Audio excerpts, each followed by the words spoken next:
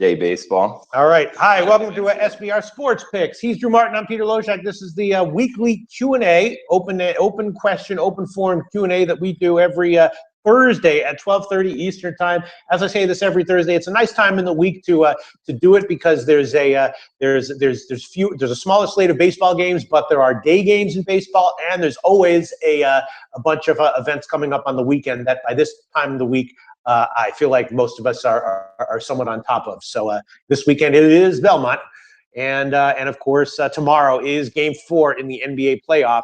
And you know, Al McMorty, I just got finished with my call with him, and Al McMorty, when I started doing covering the playoffs with him this year, he predicted a sweep by Golden State, 16-0, and he supposedly has been betting it and rolling it over. And he says if Golden State wins Game 4, he's going to cash a 179-1 play. I think I read something about that this morning or yesterday, that if you did that with like $100, you'd let it ride into. Yeah. It wasn't that much really, because honestly the Warriors have been such heavy favorites, but still. No, according to Al McMorty, said that he's been doing it, and then it'll wind up paying 179-1. So congratulations to Al McMorty, and you know, Drew Martin. One of our big topics that I in my NBA coverage that I sort of promote and force every year is the NBA fixed or not?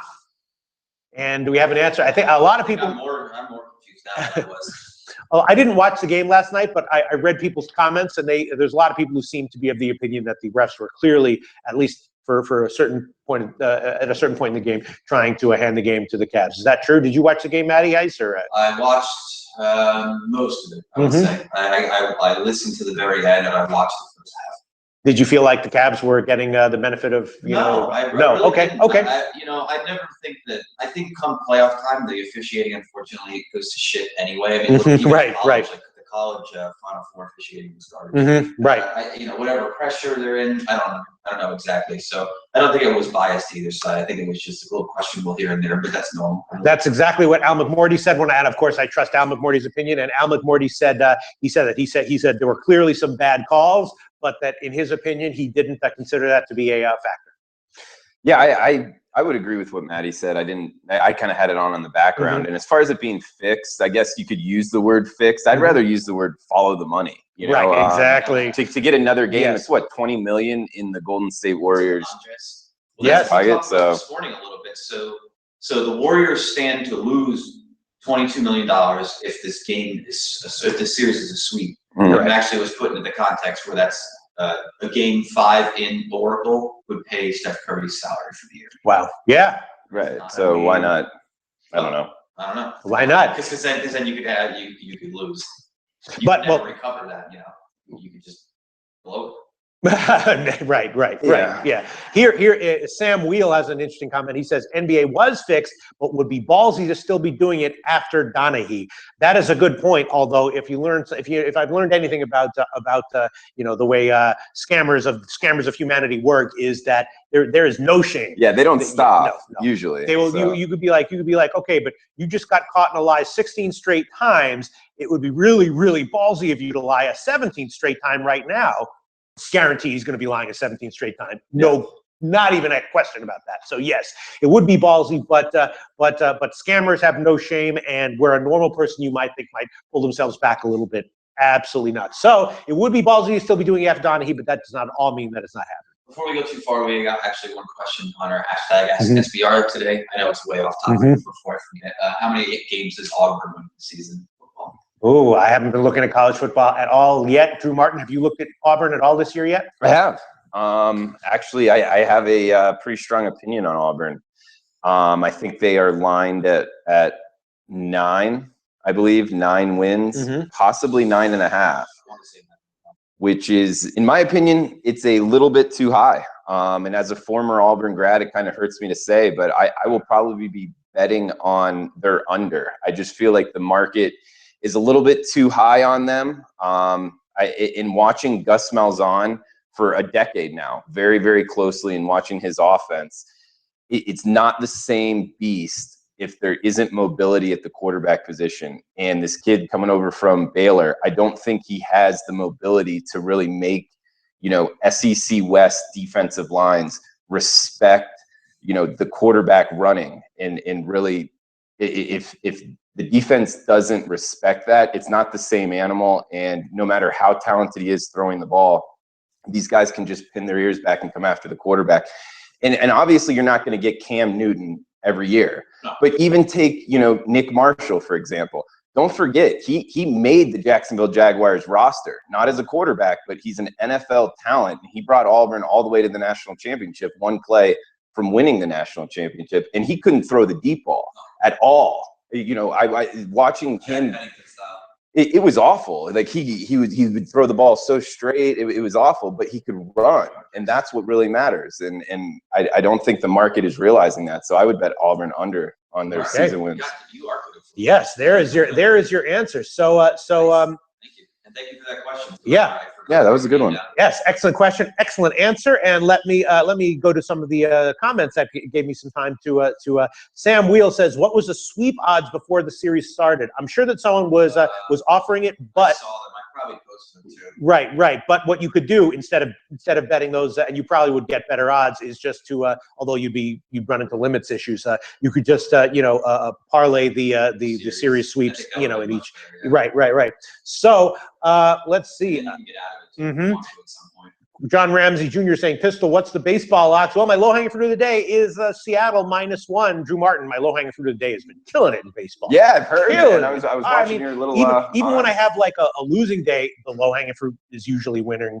I think like 2 weeks ago, there was like 1 or 2 days where I went like 1-1-1 or something like that. There was like a stretch where it didn't win every day. But tonight it's Seattle -1. Yeah, I had a push and one loss, right, and so that was like and I was like almost like Golden State with my low hanging fruit picks. But here's an interesting comment. D says sports is rigged in general, not just NBA. Yes, but different sports are much harder to rig. Obviously, like baseball would be much harder to rig than because there's so many factors involved, right? I mean, how would you go about doing? Well, obviously the strikes, right, is the only way you can do it. You can't fuck around with that. You maybe one here and right. there. Or you could get to a starting pitcher if you want, I find that harder to do, though. Go after a professional athlete, right, exactly, and pay them. Exactly, Why would they? exactly. They're already in the top 1% of income earners. You hear about the umpires and referees as the company men, quote unquote. That makes more sense. Those guys don't make dick. That's why they actually up their salaries massively, especially in the NBA. They're making upwards of $300,000 to $400,000. Yeah. Are they really? Some of the big guys, yeah. Whereas back in the days when things were real shady, they were making like $40,000. Right. And the players, like the Black Sox, those guys had second jobs and stuff like that. Yeah. Absolutely. Players, even up until Babe Ruth contract. I mean, that was probably the same year actually, but 1918 was it? Yeah. So that's it's not the same comparison nowadays. No, I mean, even in the 60s and 70s, you guys got like Jeff Reardon. His pictures probably had like a side job to like Washington, Minnesota somewhere. Yeah. So in general, although because it would be harder to rig baseball and harder to it would be a lot less transparent. Maybe in the future, if sports betting becomes legal in the United States, that will be the way they'll go. They'll get the home plate umpire, and again, instead of saying, all right, we got the home plate umpire, we're going to win every game, they'll say, okay, we got the home plate umpire, we have an unusual edge that only we know about. Right. Yeah. So it is. Welcome to humanity. Welcome to the way everything's works. All right. Let's see. Stay away from Mexican League soccer. LOL. The cartels have most refs on payroll. Yeah, for sure. For sure. Okay. Yeah, that's my Mexican. Drew Martin, a question for you. Any thoughts on Stoops retiring? I haven't looked into it too much. I don't know the whole backstory as far as it just happened yesterday, right? They had a weird relationship for years. I mean, they win the Sugar Bowl and then they force them out. That's what it sounds like. I mean, I don't know. There's always weird stuff going on. It was last season. Even that team was in the bowl and their coach, they had an interim coach because he was out. Yeah, I don't know. I think that Oklahoma and Bob Stoops have had a weird relationship for a while. I think that he's a good coach. Very strange. Yeah. It's really difficult to know exactly. I'm sure he'll get an offer for another job very soon, so I think he'll be okay. But no big thoughts on it. Okay. What about you? On Stoops, I think that I don't look at things I don't really think about things from a fan perspective or from I only think about things from an odds perspective, so I don't have. Well, how does this affect Oklahoma this year? What would you think? I mean, they're going to have to obviously they're going to pull a head coach or a coordinator from something. I mean, usually the standard rule of thumb that I go by is that a head coach in his third season is when they really start to is when the program starts to peak. National championship. Yeah, so I have no idea. We'll see who the new coach is. We'll see what his tendencies are and what. How long it takes to fill that spot. The closer you get to the kickoff, the less time these guys have to work with their new coach. Yeah. It seems a bit late now that I've said that out loud to make this decision. All right, let's see some other questions. A lot of let's see. I don't know. QQ Wilson saying, "Slow down. Golden win 3 in a row, then we will talk." I don't know what that means. I don't know what that means. 3 in a row. Let's see. It's entertainment. Pay them millions to keep their mouths shut. Absolutely. Remember when Cam Newton clearly didn't dive for the fumble? LOL. Yeah. Again, let's see. Tomarino Tomor says Scottie Pippen never made more than $3 million a year with the Bulls. Tony Kukoc made more. Is that true? I didn't know that. Whoa. Oh my God, that was just a double jinx right there. Oh my God.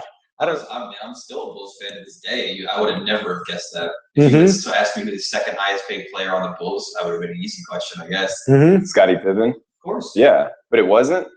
Apparently not. I wouldn't even have put Tony Kukoc up there. I would have thought it'd been Horace Grant or somebody else. Big Simon asks, Drew Martin, have you ever done steroids? My answer to I would guess no. No, I actually haven't. I almost did my senior year of high school, but no, I never did it. I mean, the truth about steroids is that if you do them, I've heard that if you do them, intelligently and scientifically, they're not as deleterious to your long-term health as I used to. As you know, Drew Martin, as a lot of people know, I sort of like to watch some of the subcultures on YouTube, and I love to watch like weightlifting steroid subculture. I saw a great one. I'm sure you've seen the Bigger, Faster, Stronger, right? Which one is that? It's a documentary on Netflix. Oh, great. I probably have. It's great. Yeah. It's mostly like power lifters and like wrestlers. And some athletes. Yeah, my favorite guy is a guy named Boston Lloyd, who's a guy who barely even competes on YouTube, but he like does a ton of steroids anyway, has a ton of haters, and then he's like, I don't really care about it's great. Boston Lloyd. Yeah, I mean, he's like, and people just make fun of him for being so obviously on steroids, but he admits it. And then like they all love to accuse each other of being fake natties, is what they call them, fake naturals. Even the natty guys are on. Well, it's just a different level. It depends on who you ask. I read a lot about this too after watching these documentaries. We're gonna have you do documentary reviews, by the way. That'd be good. Sure, I'll do them. Yeah. I like to watch them too. Yeah, it's steroids thing. It doesn't really bother me, especially if guys are like doing it like right before like the NFL draft or something. And I don't know. I don't blame them. Right. You're gonna make yourself a lot of money. Seth Hagen says HGH, when taken correctly, is amazing for your health. Does that count as a steroid officially? Human growth hormone? No. It's if you're talking about it in the sports world, it's considered a performance-enhancing drug, but HGH is not considered an actual hormone. It's not an anabolic. Right. Yeah. All right, let's see. Other questions. Yeah, you can go to the doctor and get HGH. Just low T. Is that? No, that's for when you can't get a boner. It's when you have low testosterone. All right, let's see. Other questions. Let's see. Adam Lopez asking, is collective betting in baseball worth it, considering the lines? For example, taking Astros every game, fading Phillies, Padres every game, taking Mets games overs. My answer to that is there. I mean, I wouldn't say that betting something blindly is ever something that's worth doing, but there are definitely tendencies and market overvaluations or undervaluations that tend to have the same value game in and game out. And I've been doing that with Houston run lines up till now. I've been cashing with that. I have not been on the Mets over train, but I've definitely been with Houston run lines. I've definitely been cashing with Arizona run lines at home, and for the same sort of reason. So yes, if there is a fundamental reason for that one game has betting value, it's likely that same fundamental reason will continue to have value in future games. You bet on the Patriots money line over the last decade every week. Right. Yeah. In the 90s, it was the Yankees. Right. My uncle he was not really a gambler. He's a big Yankee fan. He Sure. got the Yankees every game. Or like or like fading Bartolo Colon every game. It's the same factor, but the value is still there. And so when he says, for example, taking Astros every game, fading Phillies, Padres every game, I think there is something to be said for identifying a factor that you think is going to have some value that'll be maintained long term, and then betting just into that one factor. And I also think for those it behooves you more to bet on a team you think would win instead of fade. Well, so a team like the Patriots. Okay, yeah, sure. Yankees when they were the Yankees. I mean, they are sort of now, but I don't know why, so I wouldn't trust that so much. But so to answer the question, my opinion on that is yes, there can definitely be some value using that approach. I keep those things in mind, but of course I take every game on its own. But if you wanted to not take every game on its own and just be like, I'm going to auto bet Houston for the first 15 days of July, you think that you're right there can be value to doing those kinds of things. Do you agree with that, Drew?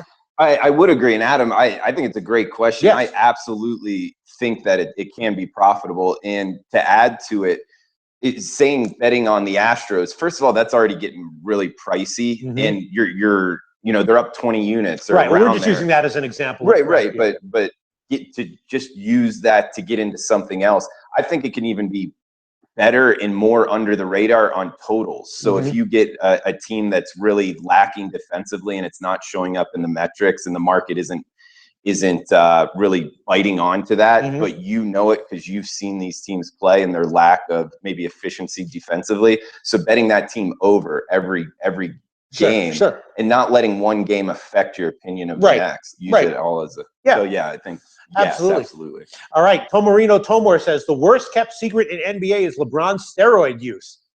Is that true? Really? Can steroids help that much in the NBA? I feel like sometimes you can lift yourself out and not be as I guess Giambi style, but again, done reasonably with the kind of coaching or the kind of person behind it that LeBron James would have if he was doing that, the trainer, coach, I don't know what you would call it. I mean, I wouldn't be surprised. Yeah, no, you're right. He seems such a physical specimen. He's not like jacked up. He's just a big dude. Right, like he could play in the NFL if he really wanted to. But then again, guys like Paul Cologne take steroids, so whatever. Who knows? And we got to remember, there's a lot of different steroids, so they do different things. Yeah. QQQ Wilson says, Pete, trim his stash trying to look like Magnum PI. Is he suggesting that I do that in the past, or that I've already done it? I did trim my stash a teeny bit, just a teeny bit. But let's see. A very successful female sports Have you guys ever met a very successful female sports bettor? Not really. I've commented on, I'm sure that they exist. Susan. What? Lance Susan. Yeah, I'm sure they're around, but in general, it's as I've said many times, sports betting, despite the fact that lots of women love sports and lots of women love betting, for some reason, sports betting is by far the most overwhelmingly male area of interest in life that I've ever come across, including guns, the most nerded out physics shit you can imagine. Way more women involved in that stuff than sports betting, So that's the answer to that question. I don't exactly know why, but yeah. Okay, let's see. Other questions. AC says Loshak has sideburns on his dick, I bet. Come on, man. Come on. Let's keep this mature and somewhat intelligent. Right? I mean, it was a funny comment. But let's keep this come on. All right. Prove it. Hotcapper.com says, of course there are successful female sports bettors. Yeah, I'm sure that there are. I just, it's just, I just don't know of any. I mean, compared to, for example, the number of female successful poker players, of which there's many, and obvious lots of female. I mean, I know plenty of women who are actively involved in poker. And a lot of those women they'll make spot bets on sports, but for some reason, there's just not a lot of. There's a lot of women who are great at horse race handicapping. Actually, they're into horse race betting. Yes, that's for sure. But sports betting, I just don't know that many. Or any, actually. Tobias asked, have we ever been hit by forced limits from betting sites? Absolutely. Of course. Absolutely. Yeah. I mean, on some of the prop things that they'll put out on the Super Bowl, they'll limit it at $50. Yeah. So in general, as we know, some of the best edges can be found in the smallest markets. That's why the limits are low. So, if it's a lot of times, it can be worth your while to go up and hit those markets. and just take the limits that they offer and bet it anyway. For sure. Why not? If you got an edge. Yeah. Here's a big question. I don't know. Let's get an answer from Drew. David Price going to continue to dominate. What do you think? Yeah, Drew? I do. Think so? Velocity's up. I like what he's looking at. David Price is bet on for me. Absolutely. Yeah, that is. I would tend to agree with that as well. Although I'm not betting. Not tonight. Yeah, not tonight. Is that because you're a Yankees fan, or you actually see something? No, I would usually not bet any Yankee games. I said recently they've been doing so well, but I forgot that somebody brought up this morning that Price is really garbage at Yankee Stadium, and he has been for a long time, even when he was on the Tigers. Okay. So, yeah, that's something I would factor in. I mean, I haven't played this game yet, but. Someone suggested that Natalie Margstrom is a successful female sports bettor, and Big Simon says Natalie Margstrom is a degen and loses tons. And I think that's probably I'm kidding. She's actually quite knowledgeable. She's a very nice girl, but like I haven't talked to her about the ins and outs of betting yet. Does she actually bet a lot? Or? No. Very different landscape. Yes. Soccer. Yeah. Okay. You bet a lot of they have a lot of weird stuff. They do things on like these Asian lines too, or they'll do like Asian handicap. Yeah, I had to. She explained it to me once. I totally forgot, but it's very interesting because it's a really different thing. Or like the win, draw, no bet. It's like if there's a tie, it avoids everything. Yeah. Everyone is asking about Pete. Thoughts on David Price tonight? I'm in agreement with both Drew and Matty Ice. In general, I am high on David Price going forward, at least in the short term. But I am not high on betting against the Yankees right now, and so I actually haven't bet that game. I'm staying the hell off of it. Yeah. That's what the Yankees do. Yeah. Cool. I usually wouldn't, but I mean, because I'm also expecting a decent start from what the hell is that guy's name? From Pineda. Yeah, and I was looking to take the under on this one, but then it came out at 8, and so I was like, all right, I'll hold off on that one. I've done very well in the unders. Last night, the Yankees under was one of my contest picks. Drew Martin, I'm 9-5 in the contest. Are you? Yeah. I'm 3-7. Oh, okay. A lot of people you're bragging about. Like 270th place out of 318. I'm in the low 100s, I think. So am I actually just sitting here bragging about a 9-5 record? You're damn skippy. Yes, I am. Should. 9-5. I'm bragging the hell out of that. And you guys should sign up. And people are like, what do you get? That's a small sample size. I'm like, big enough for me. Sample size is big enough for me, brother. And I'm bragging about it. But you have to get to 45 by the end of the month. To get 60. 60? Yes. 60 is the minimum. In the contest that we're talking about, the June Bet Points contest at SBRforum.com, SBRcontest.com, which you actually can join at any time during the month and still make enough picks to qualify. It's a baseball contest. You have to make a minimum of 60 picks to qualify, and there's a maximum of 90 picks. So, Yes. Handicapper.com saying, go Pete, 9-5, baby. Yes, 9-5. Small sample size, not for me. For me, that's fine. Fine sample size. 14 picks, baby. Hell yeah. All right, let's see. All right, other questions. Let's see. Any other questions from some of the other social media that we are coming in on? Okay. Marco Lou says, I have money on Seattle and Houston today. I'm on Seattle. That is my low-hanging fruit today. Houston, though. Hey, Drew Martin, do you remember when we previewed this, the Houston's KC series, and I said, be careful? I said, be careful. KC's a big underdog. Yeah. Remember that? Yeah. Look what happened. They won 2 of 3, right? Today, though, this was the game that I circled, and I said I was looking to bet on Houston with McCullers against Hamill, but I haven't pulled the trigger on that yet because the road line is so huge, right? Yeah, I don't know though. I mean, minus 200 or whatever. I actually thought it'd be higher. What are Hamill's numbers this year? What happened was, this is classic. He was terrible. Yeah. Then he decided he was going to pitch only from the stretch, and he had one start where it was excellent and it got good results. Then his next start up through his last start, back to being terrible again. So Hamill or Hamill, Jason Hamill, and so he is. It's just that. It's just that at KC with that big of a road favor line, I actually think I might not bet it. Just too big of a line, What about the run line? They are the away team. No, not in KC, not in on Thursday. No, I think I might just pass on that one. I just can't do it. Okay. I just can't do it. I don't know. Nothing wrong with passing. Yeah, I did have KC small yesterday, and I said it in the show too as well. And so we got a lot of interesting stuff. Oh, here's a question, Drew Martin. What do you think? What do you think about this one? Edinson Volquez, right, is definitely off my auto fade list. Coming off a no-hitter, we know that pitchers who are off of no-hitters, especially mid-range pitchers, tend to not do so well in their next start. Cole's been getting crushed, though. I'll tell you what, Drew Martin, I jumped big on the over 8 on the overnight line. It's now up to 8.5. What do you think about that game? I have Pittsburgh minus 136 in pocket. So that's what I think. And I have an important thing to say. We have 50 people watching now. Wow. And only 10 likes. So don't be a lurker. If you like what we're doing, please give us a thumbs up.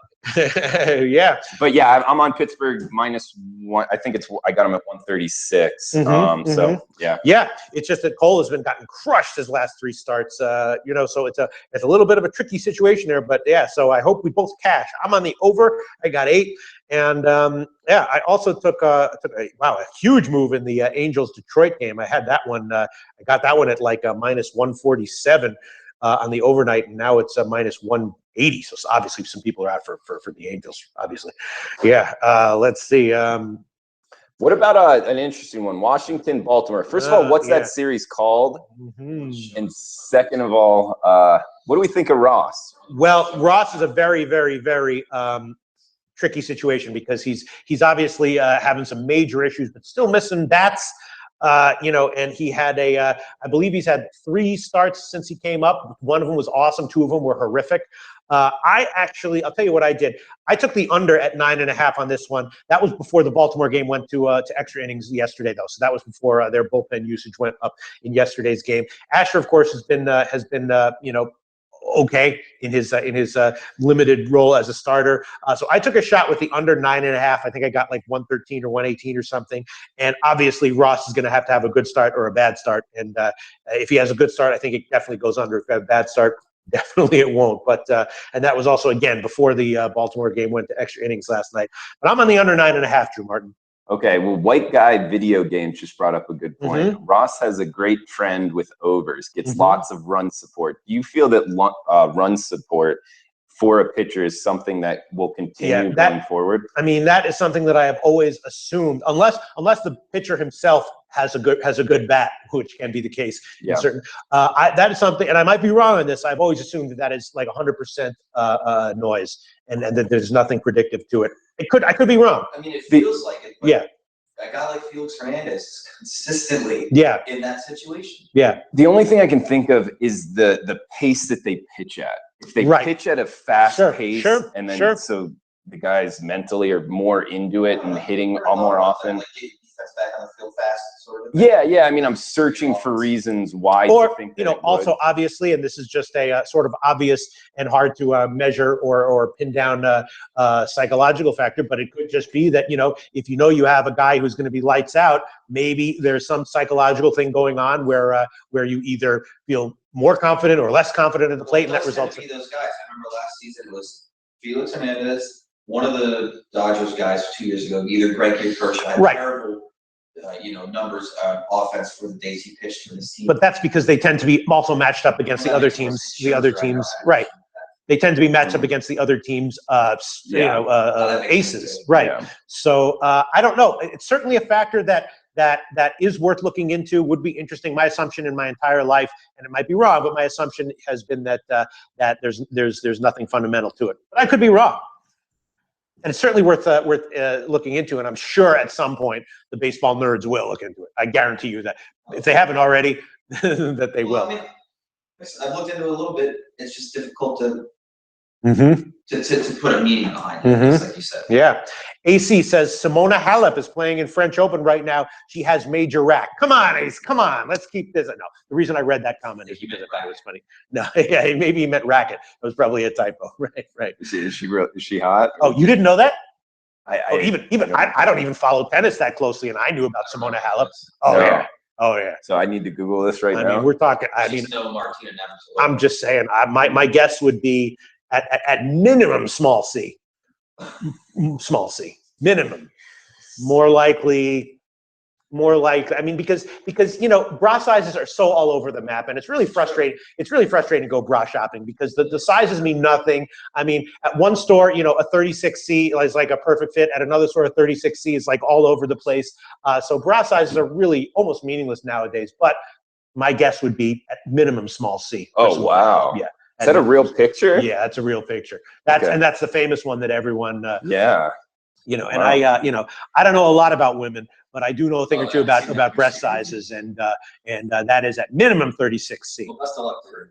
I mean, a minimum C. She's got to double up on the bras. Yeah, or triple. Sometimes you triple up on sports bras, and they have what are called minimizers, and those can be very, very helpful as well. So yeah, right. So let's see. Keep going, man. Yeah.